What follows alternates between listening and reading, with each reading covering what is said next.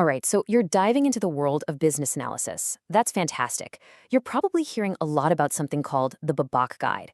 And you might be wondering, what exactly is it?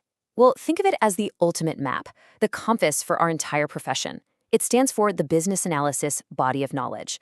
And in this explainer, we're going to walk through it step by step so you get a really solid feel for what it's all about. So here's our game plan. The guide is built around 6 core knowledge areas, and we're going to explore each one.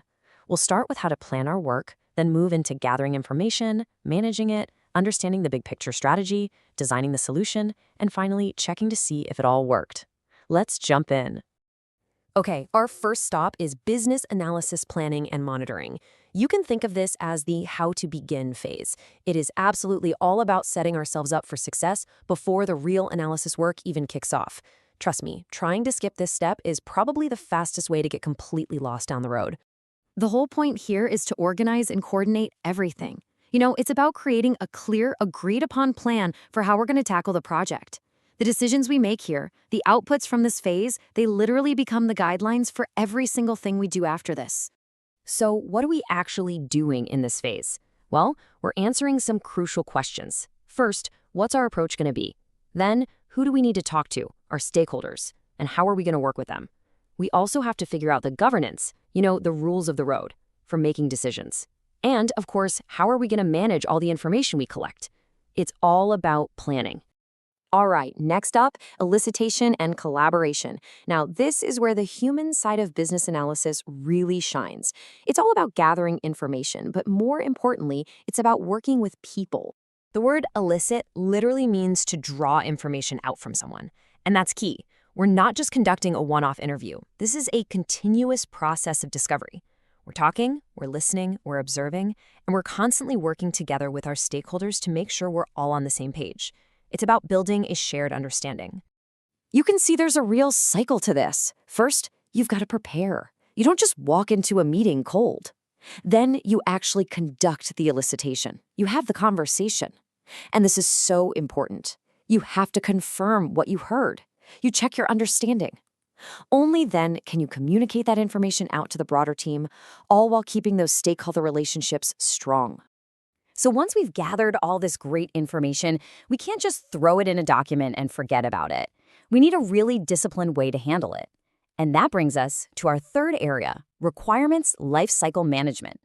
And when we say requirements, we just mean the needs or conditions that a solution has to meet. It's that simple. This is all about treating requirements like valuable assets. They have a life of their own. Our job is to manage them from the moment they're first thought of, all through the project, and even to the day they're eventually retired. It's all about maintaining control and accuracy over time. So how do we actually do that? Well, we trace requirements to see how they connect to the bigger business goals. We have to constantly maintain them to make sure they're still accurate. We have to prioritize them because we can't do everything at once. And crucially, we have a formal process to assess and approve any changes. That's how we prevent chaos and keep the project on track. This quote from the guide itself really nails it. It emphasizes that our job isn't over when we write a requirement down.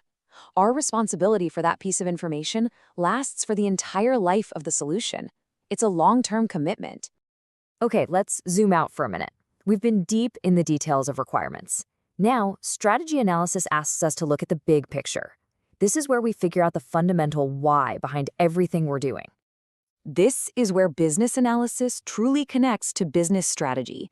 It's about asking the big questions before we even start thinking about a solution. Questions like, what is the real business need here? And how does solving this problem actually help the organization get where it wants to go? The tasks here really give us a logical path forward. We have to start by analyzing the current state, understanding exactly where the business is right now. Then we work with stakeholders to define the future state. Where do we want to be? And once we know our starting point and our destination, we can assess the risks and define the best strategy for bridging that gap. And really, this comparison is the heart and soul of strategy analysis. You just can't chart a course if you don't know where you're starting from. The entire point is to clearly understand that gap between today's reality and the future we want to create. That's how we know we're building the right thing. Okay, so we have our strategy and we've gathered our raw information. Now what? Well, now we have to turn all of that into something concrete. This is where requirements analysis and design definition comes in. This is the blueprint phase. I really want you to think of yourself as an architect here. You're taking all these raw materials, all the requirements you've gathered, and you're structuring them, organizing them, modeling them, until they become a detailed, clear blueprint for what needs to be built. You can almost think of this process like a funnel. At the top, you have all these messy, high-level ideas. As you work through these tasks, you start to specify and model them, adding detail. Then you verify them. Are they clear and well-written? And you validate them. Do they actually solve the business problem?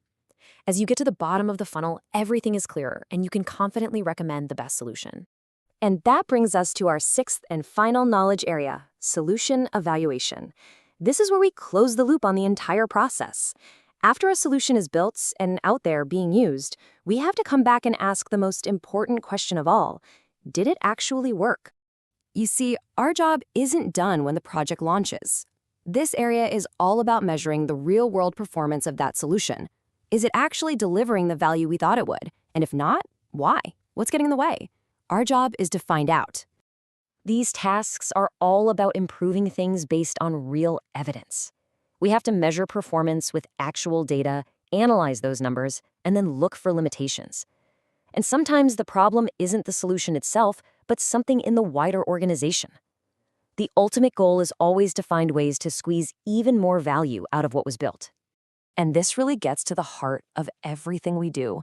The entire purpose of business analysis through all 6 of these knowledge areas boils down to one simple but powerful goal: making sure that the changes we help bring about deliver real, tangible, measurable value to the business. So there you have it. That's our tour of the 6 knowledge areas in the BABOK guide. It's not just a textbook, it's a comprehensive framework that truly acts as a compass for every business analyst out there.